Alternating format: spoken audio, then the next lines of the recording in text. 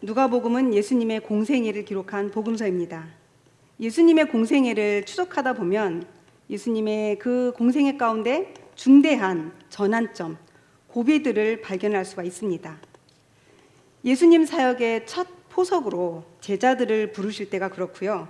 또 오병이어 기적을 베푸실 때, 그리고 십자가 죽음을 앞에 두셨을 때가 바로 그런 부분들입니다. 예수님은 이런 중대한 고비를 넘기실 때마다 기도하셨습니다. 한 고비 한 고비, 절대적으로 넘을 수 없을 것만 같았던 그런 중대한 고비들을 바로 넘길 수 있었던 비결이 무엇인가?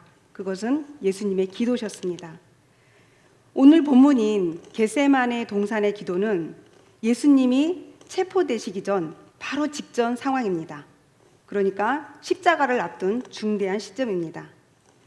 십자가의 형벌, 그 극도의 긴장감이 몰려오는 시기로 예수님께서 극심한 압박과 짓눌림 가운데 드린 기도가 바로 겟세마네 동산의 기도입니다. 오늘 이 겟세마네 동산에서 예수님이 드리셨던 그 기도를 통해 짓눌림 한가운데에서라는 제목으로 교훈을 얻고자 합니다. 지난 월요일이었죠. 미국 뉴욕에서 열린 그 유엔 연설에 전 세계 청년 대표로 우리의 BTS 방탄소년단이 대통령과 함께 메시지를 전하는 모습을 뉴스를 통해서 저희들 다들 보셨을 것입니다. 보니까 한 3분 정도 되는 연설이었던 것 같은데요. 그 시간이 얼마나 긴장이 되었는지 연설을 마치고 내려오면서 이게 가슴을 쓸어내리는 사진이 올라온 것을 저도 이렇게 봤는데요. 참 저도 그걸 보면서 얼마나 떨렸을까 하는 생각을 했습니다. 이런 긴장감들은 좀 짜릿한 긴장감이라고 할 수가 있죠. 그러나 오늘 저와 여러분이 읽은 이 본문에 예수님이 당면한 긴장은 이런 것들과는 사뭇 다른 형벌을 기다리는 죽음을 앞둔 아주 공포스러운 순간입니다. 마가복음에는 그 당시 예수님의 심정을 다음과 같이 기록하고 있습니다. 마가복음 14장 33절, 34절 말씀인데요.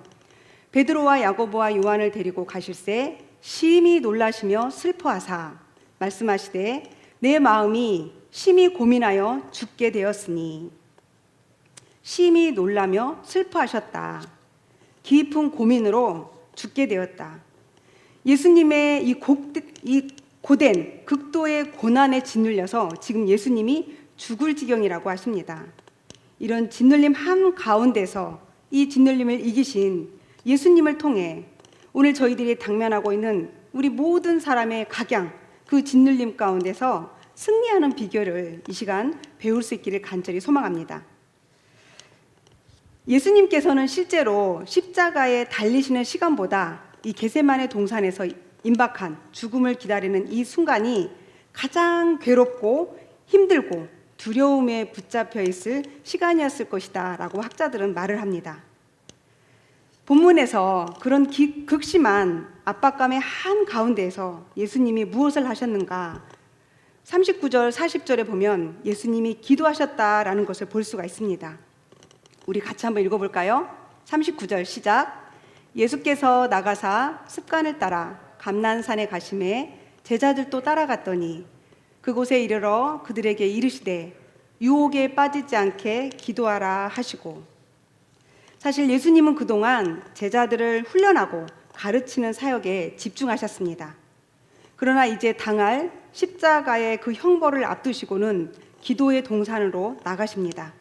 그리고 제자들에게도 함께 기도할 것을 명령하십니다. 예수님은 신적 존재이시기도 하지만 또한 완전한 한 사람이셨습니다. 우리와 똑같이 육체적으로, 정서적으로 또 영적 감정을 느끼시는 완전한 사람이셨습니다. 우리들이 당하는 공포나 불안, 두려움, 염려, 외로움과 배신, 고통과 슬픔, 아픔, 모든 스트레스를 우리와 똑같이 느끼시는 분이셨습니다. 이런 모든 짓눌림의 한가운데서 예수님은 다른 어떤 것보다도 우선하여 기도하는 모습을 우리가 볼 수가 있습니다. 예수님은 누구도 경험해 보지 못한 어두운 터널과도 같은 그 순간을 앞두고 예수님께서는 하나님께로, 하나님을 향하여 나아갔습니다. 본문에 보면 또 이런 예수님이 기도하시는 모습과는 대조적으로 제자들은 슬픔으로 인하여 잠든 것을 볼 수가 있습니다. 지금 이 제자들이 슬픈 이유가 무엇일까요? 그것은 3년 동안 예수님을 따르며 한껏 기대한 것이 있었는데 로마를 무너뜨리고 독립국가를 이루어서 다윗 때와 같은 번영과 영화를 누릴 것을 기대했는데 로마를 무너뜨리기는커녕 예수님께서 고난을 말씀하시고 자꾸 어디론가 떠나신다고 하니 마음이 슬픈 것입니다. 마음이 불안하고 그 슬픔과 불안함이 이들에게 피곤으로 엄습해 온 것입니다. 그러니 제자들 역시 이 슬픔 가운데 짓눌림 속에 있었다는 것을 우리가 볼 수 있는데, 그런데 제자들은 그만 그 고민, 그 고뇌, 그걸 견뎌내지 못하고 짓눌려 잠이 들고 말았습니다. 기도는 하나님과의 관계를 의미합니다. 하나님은 가장 깊은 짓눌림 속에서 하나님과의 관계의 끈을 연결시킴으로써 십자가를 담담히 지실 수 있었습니다. 31절 말씀에 보면은요, 시몬아 시몬아 보라, 사단이 너희를 밀가부르듯 하려고 요구하였으나. 사단이 시몬만, 제자들만 밀가부르듯 하셨을까요? 아니요. 예수님도 넘어뜨리려고 했지만 예수님은 기도하심으로 승리하셨습니다. 그러나 짓눌려 잠이 든 제자들은 넘어지고 맙니다. 수제자 베드로는 예수님을 모른다고 부인하고 나머지 제자들은 다 도망을 치고 말았습니다. 우리는 하나님과 연결되어지지 않으면 넘어지고 맙니다. 우리는 넘어지는 자입니다. 칼 융이라는 심리학자가 이런 말을 남겼습니다. 한 사람의 질을 가름하는 가장 결정적인 기준으로 그 사람이 무한성과 어떤 관계를 맺었느냐에 달려있다. 한 사람의 삶의 질을 이렇게 가름하는 그 결정적인 기준점이 뭔가? 무한성, 무한하신 하나님과 어떻게 연결되어 있느냐에 따라 달려있다라는 것입니다. 온 우주를 만드시고 통치하시는 하나님과 어떤 관계, 어떤 연결이 되어 있는가가 우리 인생의 질을 결정한다는 것입니다. 성도 여러분은 그런 하나님과 어떤 연결 가운데 있습니까? 탄탄하게 잘 연결되어져 있습니까? 우리 인간은 죄인입니다. 불완전합니다. 우리가 죄인인 것과 불완전한 존재라는 것을 어떻게 알 수가 있습니까? 그것은 바로 우리 마음속에 근본적으로 자리하고 있는 두려움과 불안이 그 증거입니다. 언제 무슨 일이 일어나면 어떡하나 하는 두려움과 불안 늘 우리에게 있지 않습니까? 다 우리가 죄인이기 때문에 그렇습니다. 그런 우리가 안전할 수 있는 딱 하나, 그것은 바로 완전하신 그 하나님께 속하는 것입니다. 바로 그 길을 열어주시기 위해서 죄가 없으신 예수님께서 우리 대신 그 죄값, 형벌의 십자가를 지금 지셨습니다. 우리가 겪을 모든 짓눌림을 예수님께서 십자가에서 대신 져주셨습니다. 그렇기 때문에 우리의 모든 짓눌림 한가운데서 우리가 할 수 있는 것은 예수님께서 담당하신 그 십자가를 힘입어 얼른 완전하신 하나님과의 관계, 기도로 연결시키는 것을 붙잡아야 합니다. 슬픔 가운데 있는, 그래서 잠들어 있는 제자들에게 예수님은 이렇게 말씀하십니다. 46절 말씀인데요. 이르시되 어찌하여 자느냐, 시험에 들지 않게 일어나 기도하라 하시니라. 시험에 들지 않게 기도하라고 하십니다. 여기 기도하라라는 명령어는 현재형 명령법으로 계속해서 기도하라는 의미를 담고 있습니다. 이 말씀은 오늘 우리에게로 향하신 말씀입니다. 우리도 시험에 들지 않게 일어나 기도해야 합니다. 우리를 엄습해오는 각종 다양한 그 짓눌림 가운데서 우리가 가장 우선으로 해야 할 것은 바로 기도입니다. 불안하세요? 염려가 있으십니까? 스트레스가 없는 사람 있습니까? 때문에 우리 모두는 기도가 필요합니다. 기도의 중요함을 아무리 강조해도 지나치지 않는 것은 그만큼 기도가 잘 되지 않기 때문입니다. 저희들도 제자들과 마찬가지 아닙니까?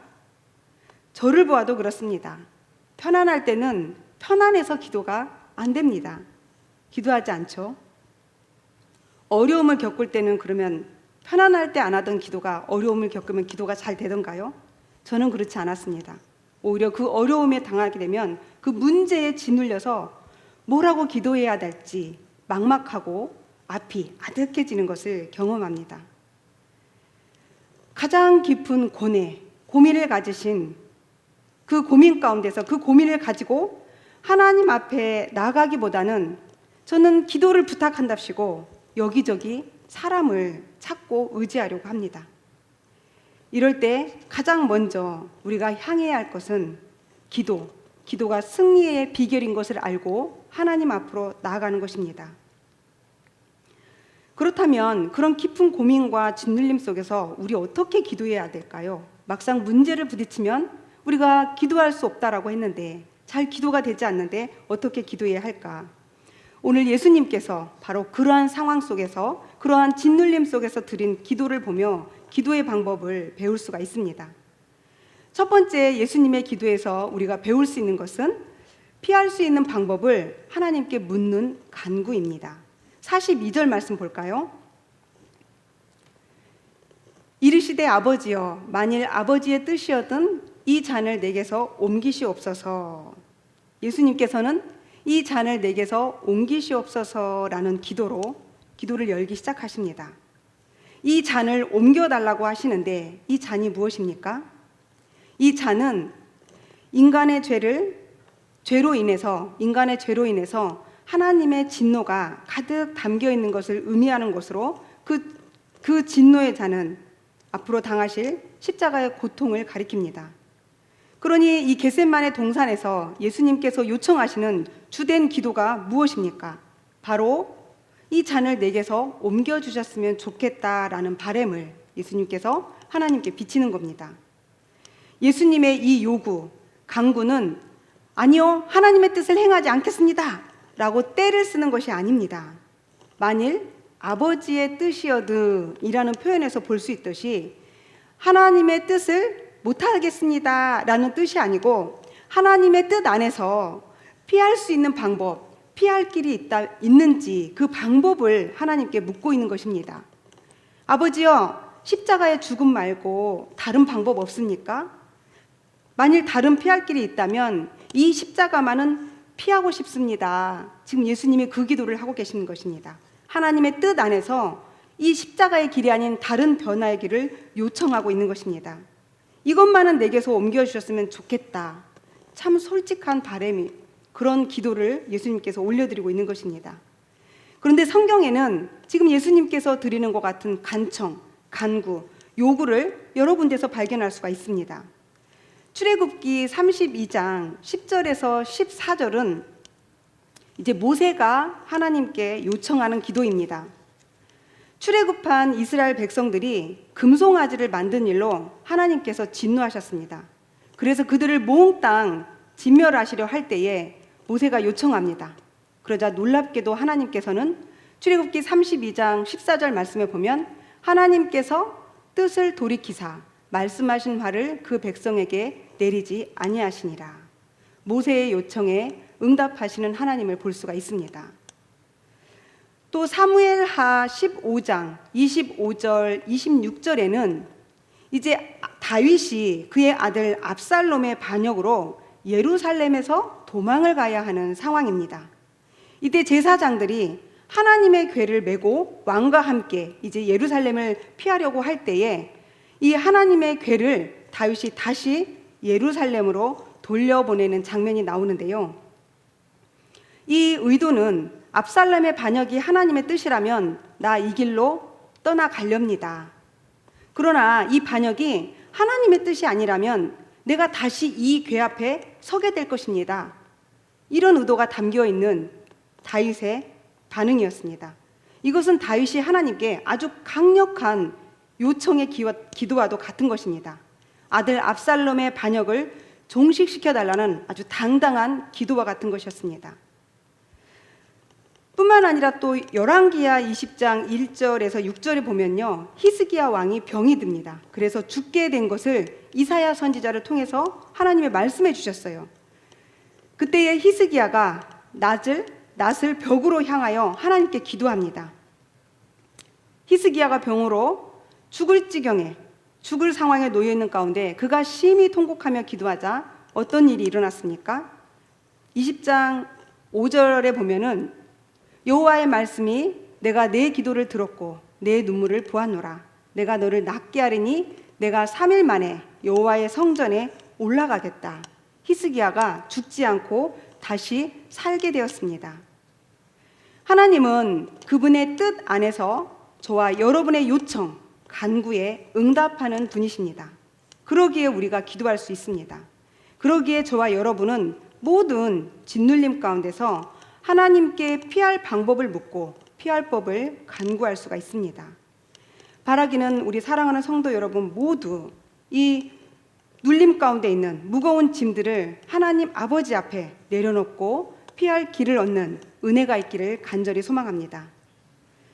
이런 깊은 짓눌림 속에서 우리는 또 어떻게 기도할 수 있을까? 그 두 번째는 예수님께서 보이신 39절 말씀입니다. 39절 말씀, 예수께서 나가사 습관을 따라 감람산에 가시매 제자들도 따라갔더니, 우리는 이 말씀에서 기도의 습관을 배우게 됩니다. 예수님께서는 하나님과 소통하는 습관을 따라 기도하셨구나, 이걸 우리가 볼 수가 있는데요. 앞에서도 말씀드렸듯이 예수님은 사역의 중대 포인트마다 기도로 전환점을 맞이하기도 했지만 기도는 예수님의 습관이셨습니다. 습관, 에토스는 규칙적으로 반복하는 행동을 일컫습니다. 우리들은 보통 우리의 매 순간은 선택의 연속이야 라는 말을 많이 합니다.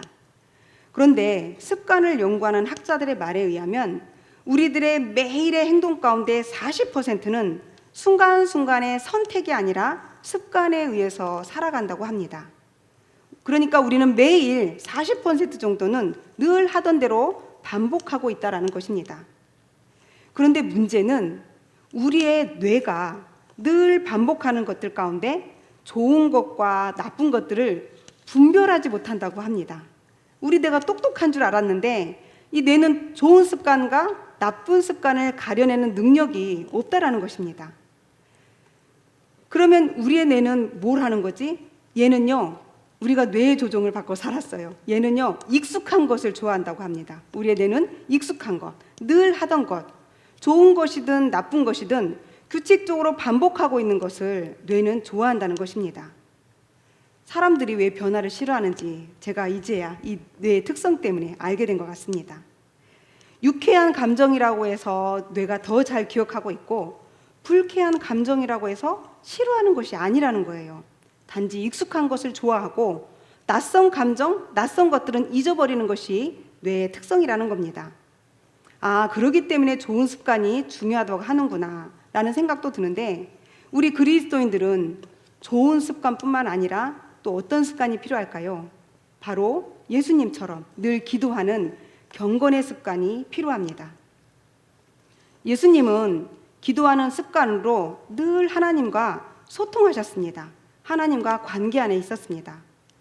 이런 기도의 습관이 있었기 때문에 땀이 핏방울이 되는 깊은 고뇌, 죽을 것 같은 짓눌림 속에서 평정심을 잃지 않고 기도할 수 있었던 것입니다. 적어도 제 경험으로 보면, 물론 예수님이 당한 것에 비교도 되지 않지만 너무 힘들면 기도할 수 없다라는 게 제 경험입니다.